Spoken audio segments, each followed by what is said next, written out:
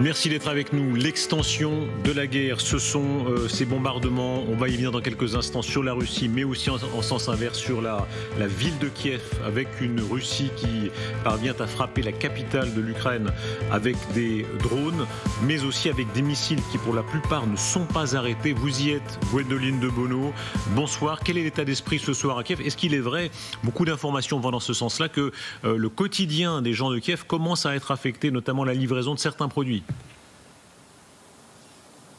Oui, alors c'est vrai que comme il y a des frappes sur certains dépôts, sur certains entrepôts, par exemple, si vous allez dans des supermarchés, par exemple, vous trouvez plus difficilement des fruits et légumes, plus difficilement certains produits aussi, parce qu'il y a des gens qui commencent effectivement à faire des réserves, parce qu'on entend de la part de militaires aussi qui sont assez respectés ici, eh bien des appels à se préparer, à faire des provisions. En fait, tout ça vient du fait que eh bien il n'y a plus d'intercepteurs pour les missiles balistiques. Ceci étant, ça ne veut pas dire que l'Ukraine n'essaye pas de trouver des parades pour se défendre. Il y a notamment eu des bases, notamment des bases de l'aviation russe, d'où les missiles sont lancés, qui ont été ciblés pour essayer justement de trouver une autre solution face au manque de drones intercepteurs. Mais d'une manière générale, tout le monde sent bien, eh bien que la guerre devient plus dure, que les frappes se font, les conséquences des frappes en tout cas, eh bien on les ressent plus partout. Ça arrive en pleine journée. Si vous baladez à Kiev, eh bien,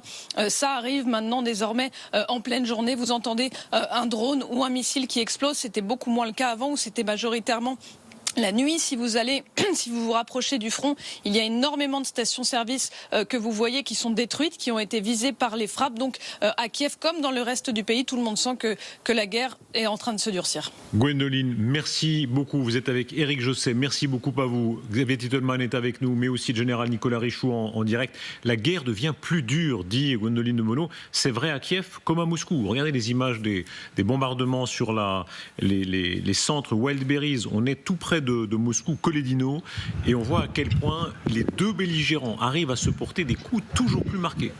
À défaut d'être capable de l'emporter sur le front, la Russie a progressé de 64 km² en un trimestre. C'est ridicule, il leur faut des années et des années pour espérer prendre le Donbass à la vitesse actuelle. Et d'une manière générale, les Ukrainiens sont bien conscients qu'ils ne pourront pas libérer leur territoire. Donc comment gagner cette guerre et comment y mettre terme? Faire s'effondrer l'adversaire d'un point de vue économique. Donc ils tapent sur les arrières, ils font souffrir la population civile en ce qui concerne les Russes. Et les Ukrainiens ont tendance à vouloir casser le financement de la Russie. D'abord en tapant sur les raffineries, on a vu toutes ces opérations qui étaient assez importantes, et la société Wildberries maintenant en attaquant ces entrepôts gigantesques qui en réalité font vivre quasiment 4 millions de Russes, représentent 75 milliards de dollars de chiffre d'affaires par année, à peu près 3% du PIB russe, ça représente, c'est gigantesque, et cette société qui va maintenant finir par faire faillite en septembre-octobre représente 15 milliards d'endettement pour les principales banques russes. Donc il va falloir recapitaliser. Donc ça va assécher encore une fois l'État russe et faire souffrir les Russes. La population aujourd'hui, le but c'est de lui faire comprendre ce sera pire demain. Donc fais en sorte d'arrêter cette guerre aujourd'hui, fais pression sur ton gouvernement, comme ça nous allons arrêter de devoir taper sur vos infrastructures. Vous parlez de la pression, regardez cette vidéo évidemment de propagande, chacun fait la sienne, des unités Azov, régiment Azov sur le thème, nous sommes en train d'asphyxier la Russie par Wildberries mais aussi par les carburants. Місяць тому ми попередили окупанта. Азов бачить усе, і будь-які спроби провозу та зберігання військових вантажів будуть жорстоко покарані. Ворог з першого разу не зрозумів, сподіваючись на нові засоби захисту. Тож ми ще раз нагадаємо. Палаючі крапки на карті відповідають складам ПМН, станціям переливання палива та іншій інфраструктурі, заточені на постачання палива окупаційному угрупуванню. Вони залишилися тільки на картах. Зараз там лише випалена земля.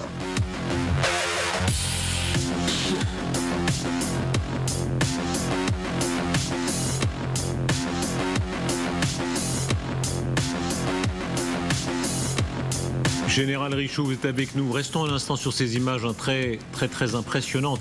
La dimension psychologique, vous le dites souvent, dans une guerre, elle compte. Et même si les Ukrainiens prennent des coups, subissent des coups, là ils en donnent et on sent la fierté d'arriver à défier comme ça jusqu'à Moscou. Oui, ils en donnent, et ce qui est vraiment intéressant par rapport à ce qui se passait il y a quelques années, depuis 2022, c'est qu'au début, ils n'avaient pas la capacité de frappe dans la profondeur telle qu'ils l'ont aujourd'hui. Donc là, ils ont véritablement, je dirais, remis les pendules à l'heure, et ils sont capables de faire au moins jeu égal avec les Russes. Alors, les frappes du groupe Azov sont un petit peu différentes des frappes dans la profondeur sur les infrastructures dans la profondeur à plus de 1000-1500 km. Ces sites de stockage et de carburant ont plutôt pour objet d'asphyxier l'arrivée du carburant au front et d'asphyxier les troupes qui sont sur le front. Mais véritablement, aujourd'hui, les Ukrainiens ont développé soit en drone, soit en missile, toute la capacité courte, moyenne et longue portée pour pouvoir frapper absolument où ils veulent, c'est-à-dire les sites économiques, les sites même symboliques, etc. etc. Et donc là, on n'est plus du tout dans le même champ, mais il faut quand même rappeler, et il faut insister là-dessus, c'est que le temps de la guerre n'est pas le temps économique. Et quand on pense que l'économie va être asphyxiée en 2 temps 3 mouvements, on sait très bien depuis 2022 que ça n'est pas le cas et que ça va durer encore des années, vraisemblablement, pour pouvoir mettre la Russie à genoux. Ces images sont très impressionnantes. Xavier Titelman, vous êtes le spécialiste mondial des drones. Hein. C'est à peine une plaisanterie. Vous avez une connaissance du drone qui est extrêmement fine et extrêmement ancienne. Qu'est-ce qui change là parce que tout change très très vite, même ces dernières semaines. Alors là, juste en regardant ces images, il ne faut pas oublier que les Ukrainiens ont cet avantage de pouvoir reposer sur les infrastructures de communication Starlink américaines. C'est-à-dire que ce que eux font pour piloter leur drone jusqu'à l'impact, là on est dans le drone visuellement, et c'est ce que voit le pilote du drone pour pouvoir amener son drone sur des infrastructures qui sont mobiles. C'est pour ça qu'ils tapent sur des trains, sur des camions. Ils peuvent les suivre, ils peuvent les chasser. C'est pas le cas quand ils tapent à longue distance sur le territoire russe. Sur le territoire russe, c'est des positions qui sont fixes, ou alors il faut vraiment prédéterminer que tu vas taper tu vas chercher par exemple un avion dans tel environnement, et là le drone va aller sur sa cible avec de l'intelligence artificielle. Mais là c'est un choix délibéré du pilote d'aller taper sur ces infrastructures, et la Russie, quels que soient ses efforts, il faut qu'elle lance des centaines et des centaines de satellites pour pouvoir produire ce type d'images et pour pouvoir piloter ces drones jusqu'à l'impact. Donc il y a un vrai avantage ukrainien dans ce domaine. Et quel est l'effet sur l'économie russe? Vous connaissez la seule voie qui ne ment jamais. L'économie, non? Non, oui, presque. C'est le cours d'échange. On dit que le cours d'échange ne ment jamais, le cours des monnaies. Regardez, la valeur du rouble par rapport au dollar, cette courbe dit tant de choses. D'abord, on prend la courbe historique de Poutine. Il est là au pouvoir depuis 27 ans bientôt. Si on compte depuis l'an 2000 jusqu'à aujourd'hui, regardez le cours du rouble qui était très honorable pendant tant d'années. Là, on est par rapport au dollar.